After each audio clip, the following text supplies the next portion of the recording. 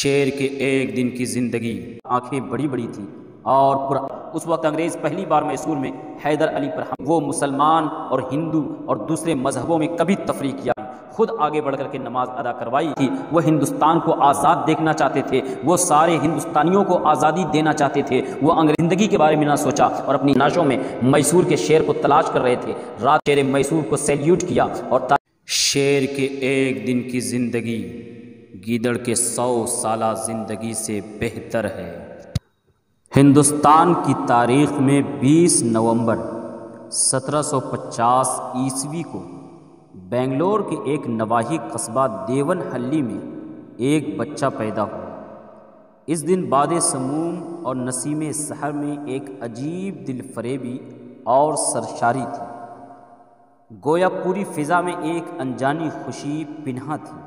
ہر دل و دماغ میں ایک سرور تھا اور ایسا ہونے میں ضرور ایک قدرتی عمل تھا، اس لیے کہ یہ بچہ تاریخ کا ایک اچھوتے کردار اور بہادری کا پیکر تھا۔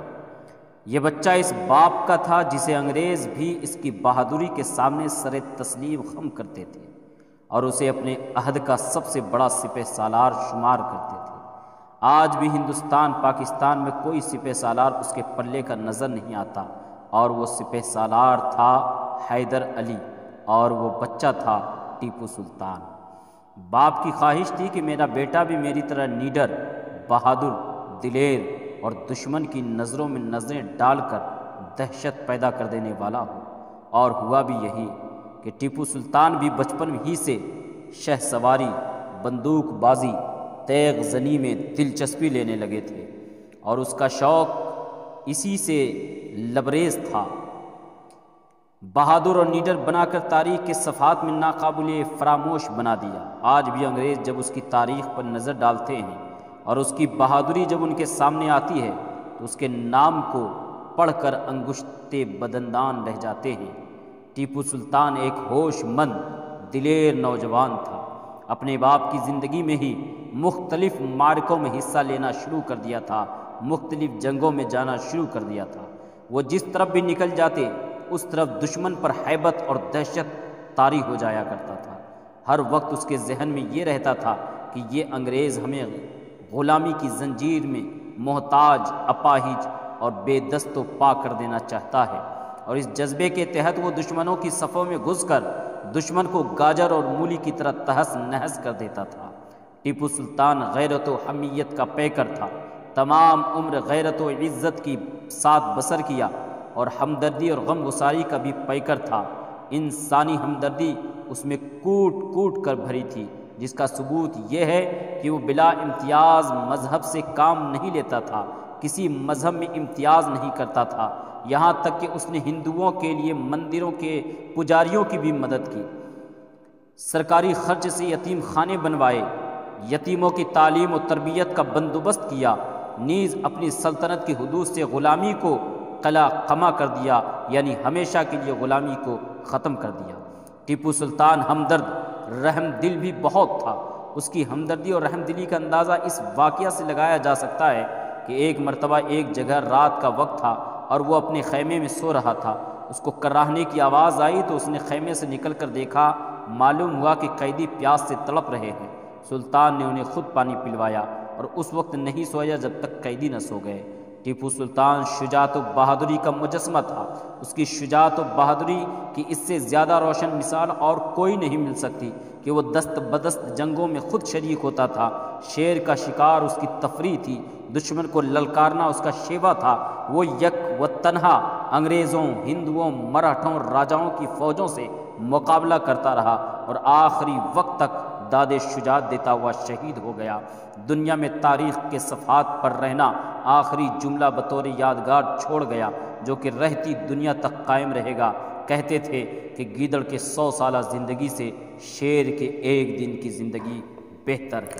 ٹیپو سلطان جو ہندوستان کی سلطنت میسور کا آخری فرمانروا اور نواب حیدر علی کا بیٹا تھا، 1750 میں جس کی پیدائش ہوئی، ناک خمدار تھے، آنکھیں بڑی بڑی تھیں اور پرآب تھیں، چہرے کے خد و خال نہایت ہی باروب اور باوقار تھے، ہاتھ پاؤں چھوٹے چھوٹے اور گردن پر بل پڑتے تھے۔ قد 5 فٹ 8 انچ تھا۔ سلطان داڑھی منڈوایا کرتا تھا۔ اس بات کا ثبوت تاریخ کے کسی مستند کتاب میں تو نہیں ملتا ہے، اس کے اندر بہت زیادہ اختلاف پایا جاتا ہے۔ ان کا پورا نام فتح علی تھا۔ کچھ لوگ کہتے ہیں کہ ابو فتح اس کی کنیت بھی تھی۔ بچپن میں ہی ٹیپو سلطان جری، محنت کش اور صاحب لیاقت تھا۔ اسلامی امور کے علاوہ عربی، فارسی، انگریزی، فرانسیسی، اردو اور دیگر زبانوں پر عبور حاصل کرتے تھے۔ نیز اس زمانے کے فنون سپہ گری، شمشیر زنی، تیر اندازی، نیزہ بازی اور دوسرے سامان حرب و ضرب میں خود مہارت حاصل کی۔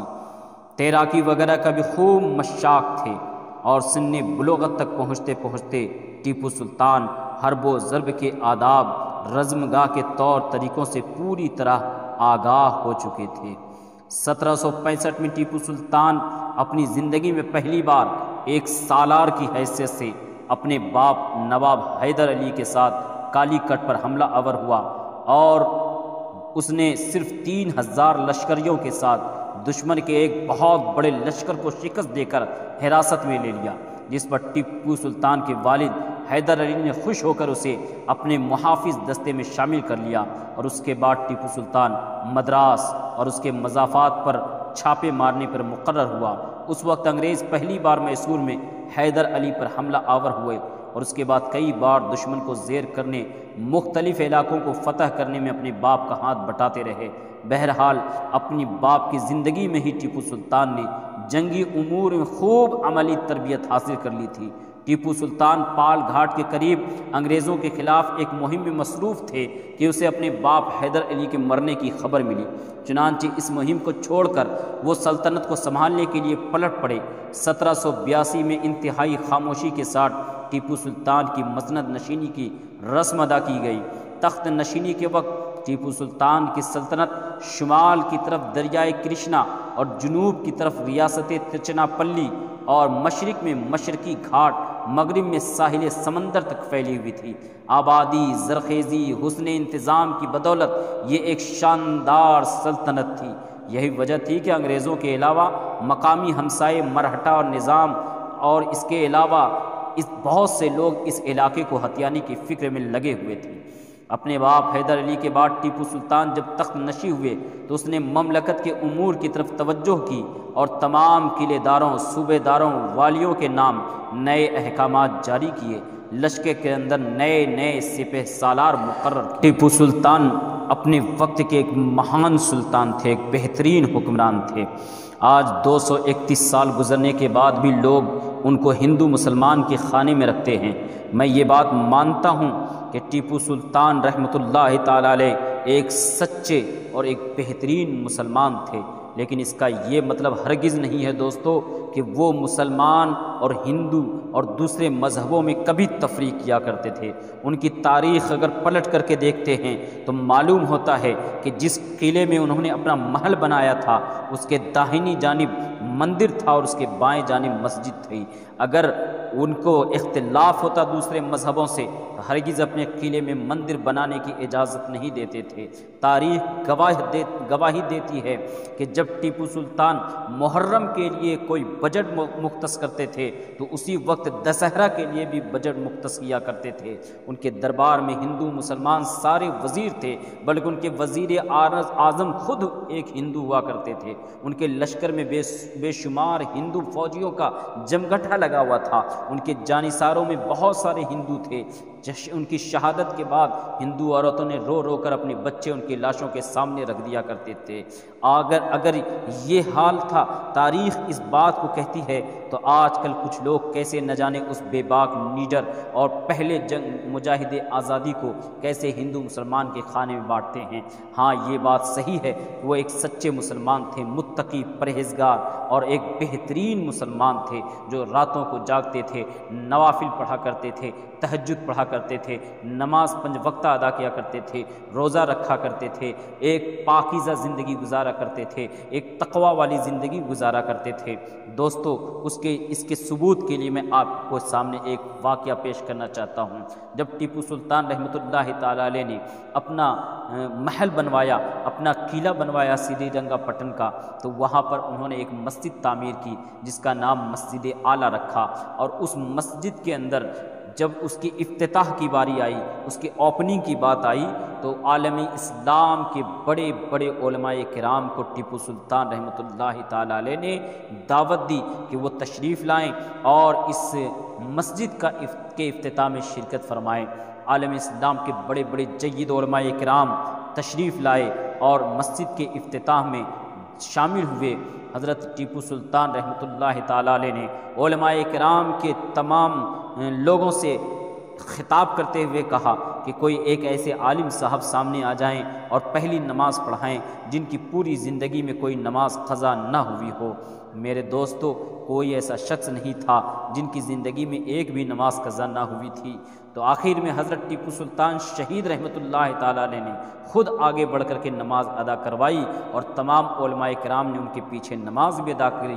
اس سے پتہ چلتا ہے کہ ٹیپو سلطان کی زندگی میں کوئی نماز قضا نہیں ہوئی تھی، اور نہ ان کے چہرے پہ جو داڑھی ہے سنت رسول ہے وہ منڈائے ہوئے تھے۔ اگر وہ داڑھی منڈے ہوتے تو ہرگز کوئی بھی عالم دین ان کے پیچھے نماز پڑھنے والے نہیں تھے۔ یہ اس بات کا ثبوت ہے کہ ان کے چہرے پہ داڑھی تھی، بعد میں انگریزوں نے یا تو ان کے وفات کے بعد چہرے پر سے صاف کر دیا تھا دشمنی میں، یا پھر جان بوجھ کر کے ان کی ایسی تصویر کو شائع کیا گیا، مشہور کیا گیا، جس سے کہ ان کی ایک الگ تصویر، ایک غلط تصویر لوگوں کے سامنے بن کر کے آتی ہے۔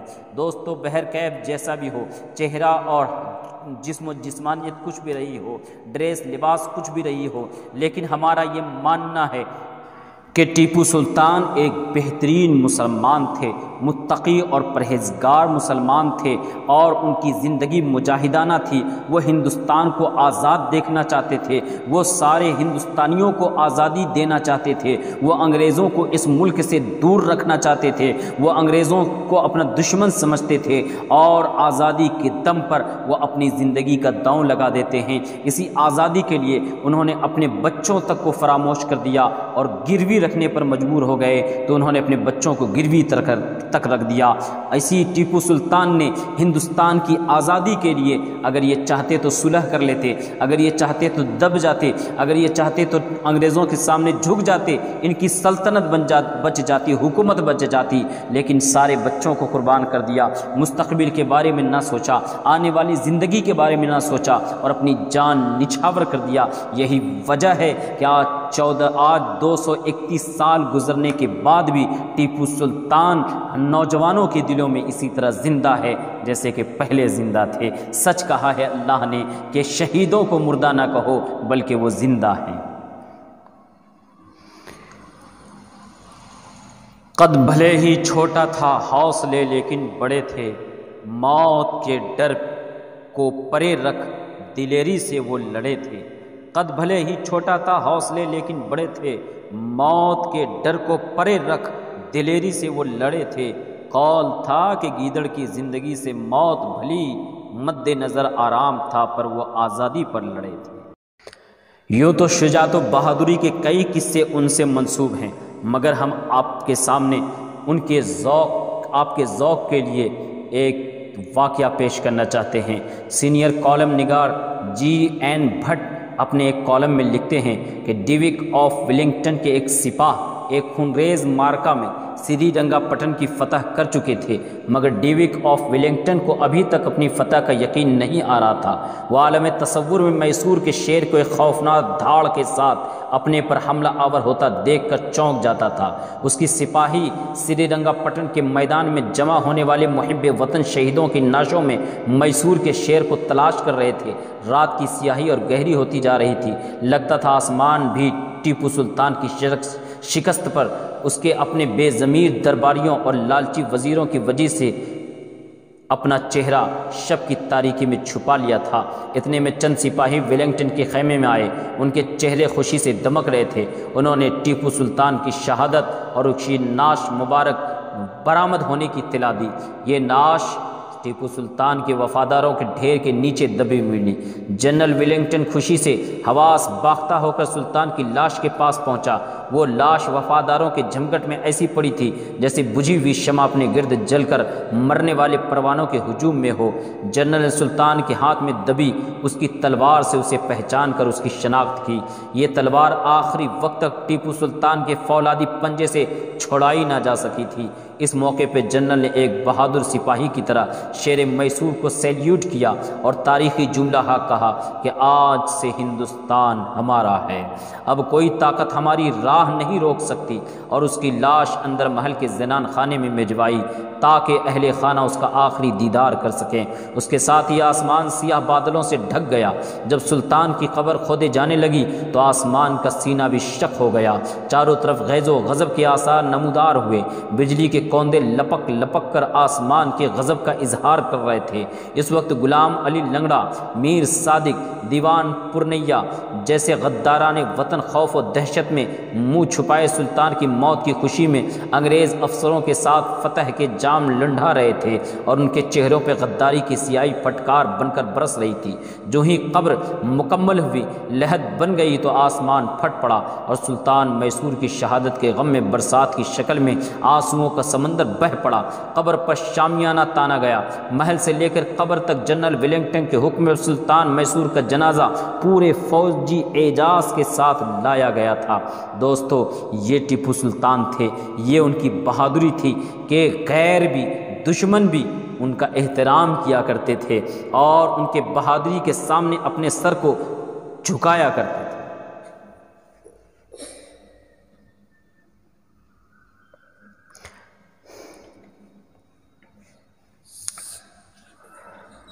ان کی زندگی کا بہت زیادہ حصہ جنگ و جدل میں گزرا۔ صنعت و تجارت، سڑکوں کی تعمیر، اصلاحات کے انتظامات کے حوالے سے بھی ان کی خدمات گراں قدر ہے، تاریخ کے لوازمات میں شامل ہے۔ وہ ایک مجاہد، دانشور، عالم، شاعر بھی تھے۔ وہ ایک صاحب ضمیر مسلمان حکمران تھے جنہوں نے جنگی قیدیوں سمیت تمام مذاہب کے لوگوں سے رواداری، اچھے برتاؤ کی روایت قائم کی۔ بعض مورخین کا خیال ظاہر کیا کہ وہ اسلامی شہنشاہیت قائم کرنا چاہتے تھے۔ بعض متعصب غیر مذہب دانشوروں نے ان کے بارے میں معاندانہ اظہار خیال کیا ہے، جبکہ حقیقت یہ ہے کہ وہ انسانیت کا احترام کرنے کے ساتھ ساتھ جانوروں کے ساتھ بھی شفقت و محبت کا اظہار کیا کرتے تھے۔ ان کی شخصیت میں خیر کے پہلو نمایاں تھے۔ آج شہید ٹیپو سلطان کو دنیا سے رخصت ہوئے 231 سال گزر چکے ہیں۔ ان کے دور سے پہلے اور بعد میں طاغوتی طاقتوں کا مسلمان قوم کے خلاف جو کردار رہا ہے وہ ازہر من الشمس ہے۔ سلطان ٹیپو کو طارق بن زیاد، محمد بن قاسم اور محمود غزنوی کے صف میں شامل کیا جاتا ہے۔ آج ہم ان عظیم ہستیوں کو بھولتے جا رہے ہیں، شاید اسی لیے ہم نت نئے بحرانوں کے زد میں آتے چلے جا رہے ہیں۔ یاد رکھو دوستو، جو قوم اپنے محسنوں کو بھول جایا کرتی ہے، جو قوم اپنے بزرگوں کو فراموش کر دیا کرتی ہے، پھر اس کو زوال سے کوئی روک نہیں سکتا۔ ان کے عروج کی کوئی راہ نہیں نکلتی ہے، کوئی راستہ نہیں نکلتا ہے، کیونکہ ہمیں اگر زوال سے بچنا ہے اور عروج کی منزلیں طے کرنا ہے تو انہی نیڈر، بے باک، ہمت و جرات مندی کے بے پایاں سپہ سالاروں کے نقش قدم پر چل کے ہمیں عروج حاصل کرنا ہے۔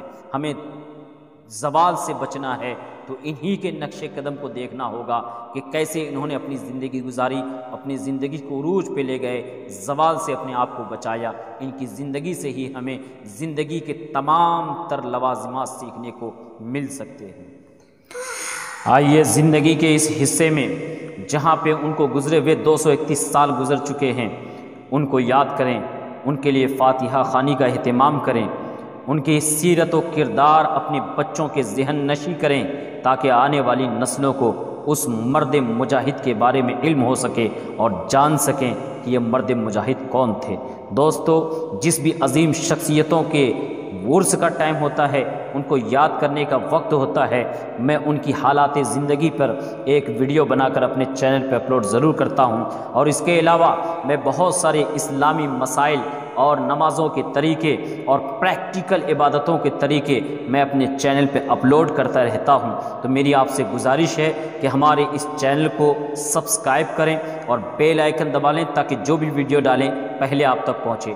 ہمارے اس چینل کو آپ سپورٹ کیجئے، پیار محبت دیجئے، انشاءاللہ اس پہ بھرپور انداز میں پوری محنت و لگن کے ساتھ اور بھی بے پایاں محبتیں ملنے کے بعد انشاءاللہ اس پہ مزید کام کرنے کا ارادہ ہے، تاکہ اپنے پلیٹ فارم کو مضبوط کر کے ہم اپنے بزرگوں کو تادم حیات اسی طرح یاد کرتے رہیں۔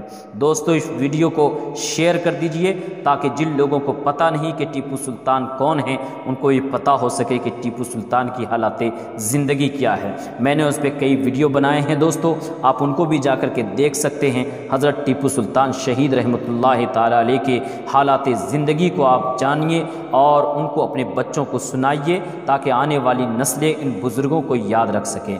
دعاؤں میں یاد رکھیے دوستو۔ السلام علیکم ورحمۃ اللہ وبرکاتہ۔